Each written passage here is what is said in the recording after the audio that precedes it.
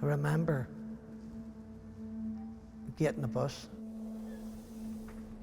I ended up down in Belfast City Airport here. I was so confused and wondered why I was there on my own. Quickly you start to think there's something not right here. It was scary. It was, look, the panic, sweat, cold sweat, awful, awful. So lucky enough there was people there. I think it was a security guard and a couple of people. I says, could you tell me where this is? And he says to me, you're at the airport. Are you okay? I says, I'm very confused.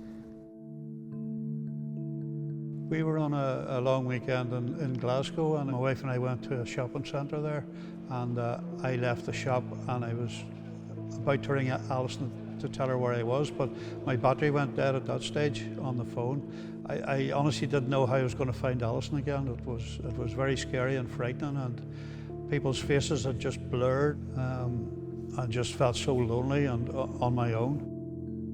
Recently I went to a GAA football match just around the corner from my house, but I couldn't find the pitch. Even though the pitch is close to where I live, and I played in that pitch for many years, so it was a major panic that I couldn't find it. And I had to lift my phone out and ring my friend and say, can you come and find me? My name's Ger Dorn. I live in Lurgan. Now, prior to my diagnosis of Alzheimer's disease back in 2020, I was always quite physically and socially active. I was a youth worker all my life after university, and I eventually became a youth officer. But I finally finished up just when I retired as head of the youth service in Northern Ireland, across the whole of Northern Ireland. But I had to quit work naturally. My name's Martin Murtagh. I'm from Belfast, born and bred. I am just a normal family guy. When I got married, it was one of the best times of my life. Having the kids was brilliant. Then I got dementia. Dementia just came out of the blue with no warnings. I was doing things I shouldn't have been doing. This isn't like me to go out and go walk about or go missing. So eventually I took the courage and asked for help. When my daddy did actually come and tell us all, you know, the truth, saying that he was losing chunks of his memory, ending up in places and then not remembering how he got there, to say we were shocked and scared was an understatement, because, you know, there is a lot of good people in the world, but there's also a lot of bad people in the world.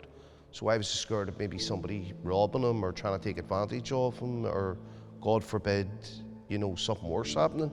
So you have that fear alone. My name's David Michael Hinney. I live in County Fermanagh. I'm married with a son and a daughter. I was diagnosed with dementia at 55. I'm now 59. Probably about a year or so before I was actually diagnosed. There was subtle things going on. At the start I didn't realise them, but my family were seeing the small changes, just forgetting things, and the family were saying that there's something not right. So I went to the GP, and then he referred me on to the memory service, and ultimately the diagnosis. It was a very brief consultation, and he opened the door and said, put your affairs in order. And away we went on a Friday afternoon. The bottom fell out of my world once he said dementia, you know. It was a horrible weekend. I thought it only weeks to live, literally weeks to live. I was in denial of dementia, living with dementia. It took me the best part of 9 months to come to terms with it. I got very depressed during that time. I just couldn't see a future for myself. But thankfully then I was introduced to Dementia NI, which really turned my life around. Our members all live with dementia, and many of them have experienced disorientation, getting lost, being unable to find their way home. So a couple of years ago, Dementia and I approached the PSNI in Northern Ireland to ask why we don't have an initiative like the Herbert Protocol here. The Herbert Protocol is a very simple document that anyone can download from the PSNI website. You fill it in with essential information such as the loved one's photo, their name, medical information, but also some information about their past and places that they may have gone to. A lot of people who live with dementia experience a loss of their more recent memories, which means that the memories that are more real to them are the memories from previous years.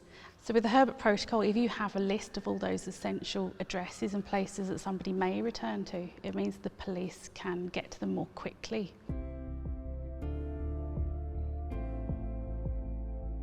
We know from investigating missing person reports that if someone you love goes missing, it is an incredibly stressful and challenging time for the family. This can mean that you're not always in the right headspace to be able to provide answers to the questions that police will ask in order for us to act as quickly as possible.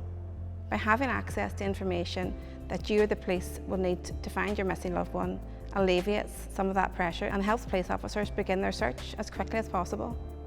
Every minute is crucial in tracing missing people with complex vulnerabilities, including dementia. It's really important, the Herbert Protocol, for my family.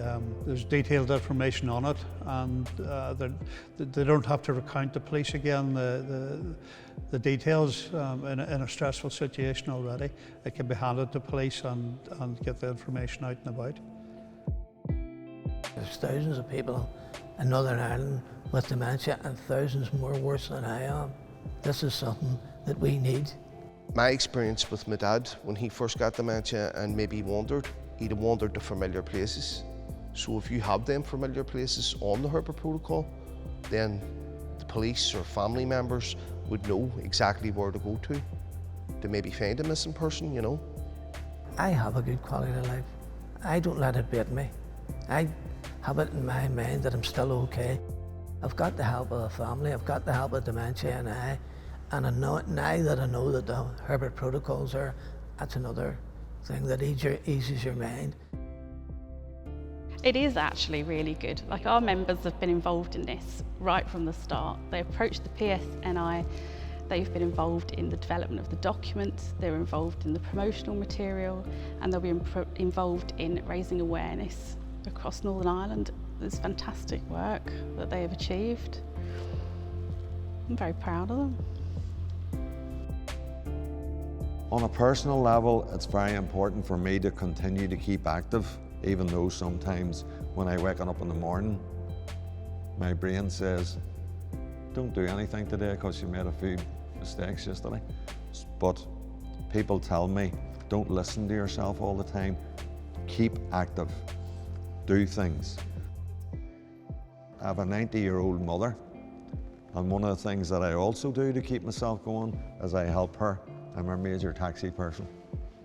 So it's important that my own protocol would be presented to the police if I got lost, and they would find me and save me. Well, the Herbert Protocol means, for me, keep going, keep doing things. It keeps you feeling I'm still moving. It's all about independence and activity, feeling confident.